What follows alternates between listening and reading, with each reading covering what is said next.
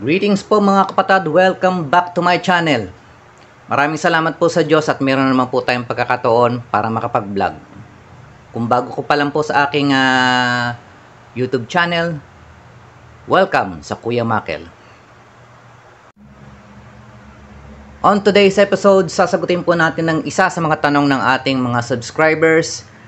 Ang tanong po ni kapatid Brian Filbert Jr. Abella. Ano po ba ang purpose ng bimetal vacuum switch sa makina natin, sir? Para lang po ba sa pag-delay ng vacuum? At kung interesado po kayo, watch this video. Ano po ba ang bimetal vacuum switching valve? Isa po siyang emission system component na nagre-regulate ng amount of vacuum papunta sa ating vacuum advancer. Ito po yung cross section ng ating bimetal vacuum switch. Meron po siyang dalawang port. Meron namang ibang design.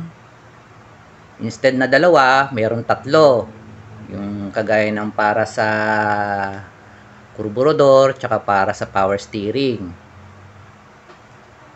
And meron po siyang valve. Ayan, ito po yung valve niya. And meron siyang bimetal plate. Ito pong ating bimetal vacuum switch na ito. Itong design na to nakakabit po sa ating intake manifold. Ngayon po, itong part na yan, nakalubog po siya sa coolant. Kapag malamig po yung coolant, mangyari yung ating valve nakasara. Walang vacuum signal ang ating bimetal vacuum switch kapag nakasara yung ating valve. Kaya po siya nakasara, yung ating bimetal plate, hindi pa siya nakabend. Yan, ganyan po siya. Ngayon naman po, dito tayo. Kapag yung ating pong coolant ay uminit na, nangyayari yung bimetal plate nagbe-bend. Ngayon, mangyayari yung ating valve, bababa po siya. Ngayon, nagkakaroon na po ng flow ng vacuum sa ating bimetal vacuum switch. I-discuss po natin ng behavior ng ating bimetal vacuum switch at saka ng ating vacuum advancer during high temperature at saka low temperature. So, kung nakikita nyo mga kapatid, ito, nag-provide ako ng isang presentation. Ito po yung ating rerouting, vacuum rerouting. Ito po yung ating vacuum advancer. Ito po mga kapatid, itong switch na to, this will represent our bimetal vacuum switch. Alam niyo naman po ang ating bimetal vacuum switch, thermal operated siya. Ito naman, ito namang switch na to, ima-manual operate natin siya. Ngayon po, itong ating vacuum rerouting na ito, nakakonect po siya sa ating compressor. Yung ating pong compressor, siya pa yung magre-represent ng ating makina. Okay. Ayan, balikan natin. So, i-discuss po natin yung behavior ng bimetal vacuum switch at high temperature. Okay, halimbawa po mga kapatid, nagano po tayo, nagtono po tayo, nagset po tayo ng ignition timing. So, dapat siya nasa normal operating temperature pag magta-timing tayo. Reset tayo ng ignition timing. Kapag nasa normal operating temperature, ang ating pong bimetal vacuum switch, itong ating switch, naka-on siya. Ayan, kagaya niya, naka-on. So, meron siyang flow ng vacuum. O, ayan eh. I-start ko na yung ating makina. I-start ko na ating tawag dito, yung ating compressor. O, ayan. Halimbawa po ngayon mainit na yung ating makina, nasa normal operating temperature. Ayan, meron pong vacuum. Yung ating bimetal vacuum switch, merong vacuum signal, merong flow ng vacuum. Yung pag tinunan natin siya, ang gagawin natin, tiniming natin yung, nireset natin ignition timing, isa-set natin yung base timing at 10 degrees without manifold vacuum advancer. Ayan, without manifold vacuum advancer. Ngayon po mga kapatid, nangyayari, pagka naiset na natin siya sa 10 degrees without manifold vacuum advancer, lalagyan na natin siya ng manifold vacuum advancer. Ito. Ngayon, lalagyan na natin. So, ayun. Nang naglagay na tayo ng manifold vacuum advancer, ayan, nangyayari, nag-advance si vacuum advancer, madadagdagan yung ating ignition timing. Ang mangyayari, ating base timing, mag-a-adapt siya ng mga 5 to 10 degrees. So, kagaya ng sa akin, nang nag-add ako ng manifold vacuum advancer, ang ignition timing ko is 20. Ayan, yan po yung behavior ng ating bimetal vacuum switch at yung ating vacuum advancer kapag mainit yung makina.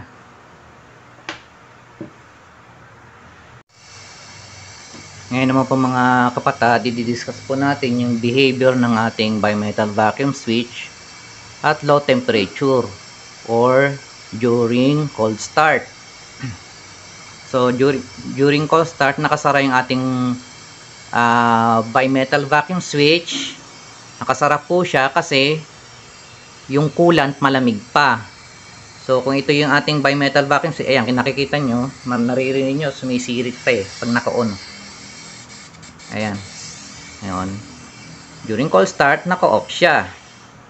Ayan. Walang vacuum. Walang vacuum sa ating vacuum lines na papunta sa ating vacuum advancer. Ayan. Ayan. Ngayon po, dahil sa walang vacuum dito, so instead na 20 degrees, 10 degrees lang yung ignition timing niya during cold start. Ayan. Okay, halimbawa ngayon po, magko-cold start tayo, i-start na natin yung makina. Ayan, i-start na natin yung makina. Ngayon po, pag naka-start na yung ating makina, ang ating bimetal vacuum switch, meron po siyang time interval. So, yung kagaya ng sa aking bimetal vacuum switch, mag-open po siya mga 30 to 40 seconds.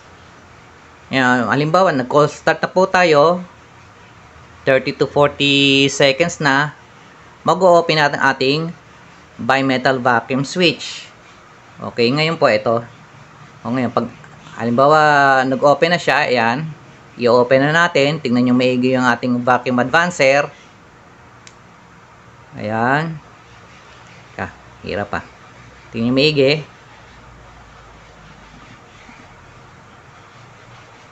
Ayan, nakita nyo mga kapatid, nag-advance po siya. So, yung time na yon, after 30 to 40 seconds, hindi na 10 degrees yung ating ignition timing kasi nag-ano na to nag-advance na to Ang magiging ignition timing na niya is 20 degrees with manifold vacuum advancer. Ang naiisip ko po na dahilan kung bakit ibinababa ng mga engineers sa 10 degrees ang ating ignition timing during cold start is kasi mas madaling mag cold start at 10 degrees base timing. Okay po, mag-actual po ako ngayon. Isi-simulate ko yung diniscuss ko po sa inyo. Una, kailangan natin ng timing light, ating vacuum gauge. Ayan, nilagyan ko ng vacuum gauge para yung ating manifold, ito yung aking itong yung aking manifold vacuum niya sa ibabaw. Yung sa ilalim po ported, yan. Ayan, ilagyan ko ng vacuum gauge para makita nyo na zero siya within 30 to 40 seconds. Zero vacuum po yan, walang vacuum yan during cold start. And then yan, nagkabit po tayo ng tachometer multimeter para makita natin yung kanyang RPM. Yung positive probe, kinabit ko lang po dito sa wire dito ng distributor. Dalawa yung wire niya, isang black and yellow po ata yung isa, o black and red, ganyan. Yung isa solid na wire na kulay black, yun, doon po kayo magtatap ng RPM sa solid na kulay black. And then ano pa ba yung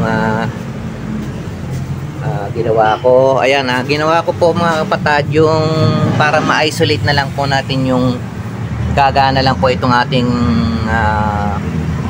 bimetal vacuum switch. Ginawa ko ito, yung tinanggal ko muna yung ported vacuum advancer. Ayan, tinanggal ko yung connections nya. And then yung ginawa ko, hindi ko pinagana yung mga cold start system ko. Ayan, hindi po nagana. Kita nyo naman yung aking bimetal vacuum switch. Ayan, wala, hindi nakakonect na hose. Ayan, naka-disable po yan kasi makaka-affect po yung cold start system sa gagawin natin. Ayan, baba.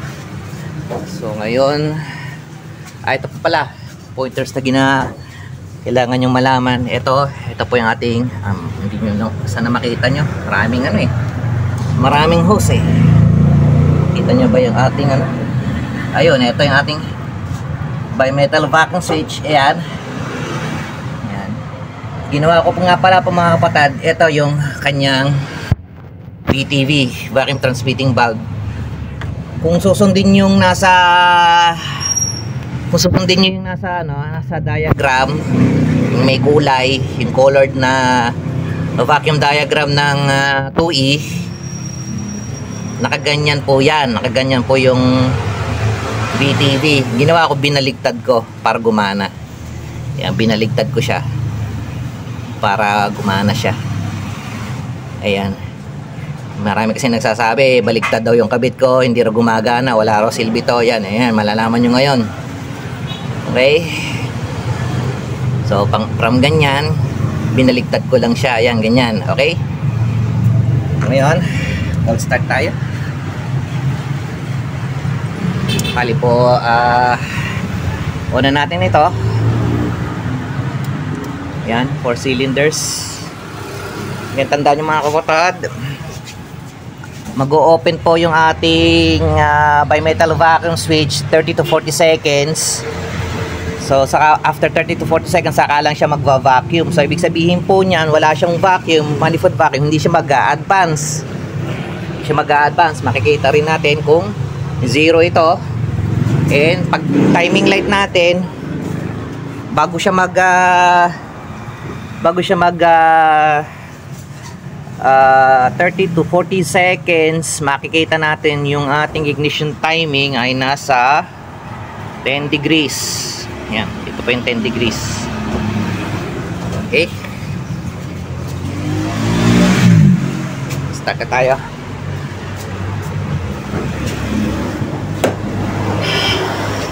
Okay, dahil sa cold start siya, prime natin ng para di mamatay yung makina. Pero mga tatlo, 1, 2, 3. Nagdagan pa natin isa. Sigurado okay, bibilisan natin kasi 30 to 40 seconds lang. Okay, start natin. Hold lang natin yung gas pedal ng mga 5 seconds siguro. 1, 2, 3, 8, 9, 10. Okay, bilisan natin. Ayan mababa, wala siyang vacuum signal. And then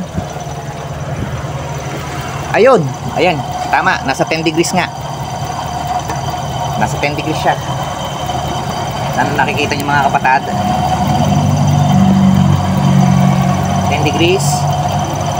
34 seconds. Mag-i-engage yung ano, magiging 20 degrees po yan. Ewan, sana nakikita nyo. Pero sa ano ko, sa akin pong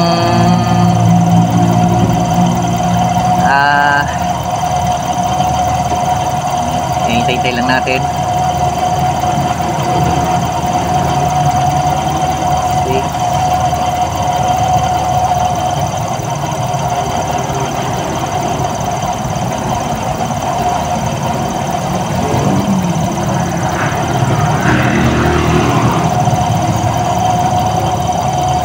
Ayan, kakaroon na ng vacuum.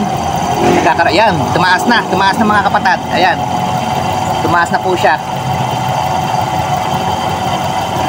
O ngayon, ang ignition timing ko ngayon from 10 degrees, naging estimate ko na sa mga 18 degrees na siya. Ayan, kita nyo mga kapatid, ni-retard nyo yung timing ng bimetal vacuum switch. And then kung kanina 0 ito, ibig sabihin walang vacuum dito. Pagka-start mo, walang vacuum. Ngayon, yan may vacuum na meron na siyang vacuum. Nasa 19 inches of mercury. Ayan. So, yan reflect po natin yung yung diniscuss po natin. Sana po may natutunan po kayo sa aking video.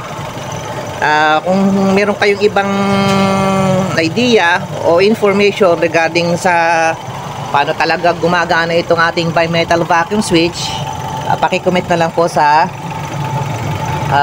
ating comment section. Maraming salamat po.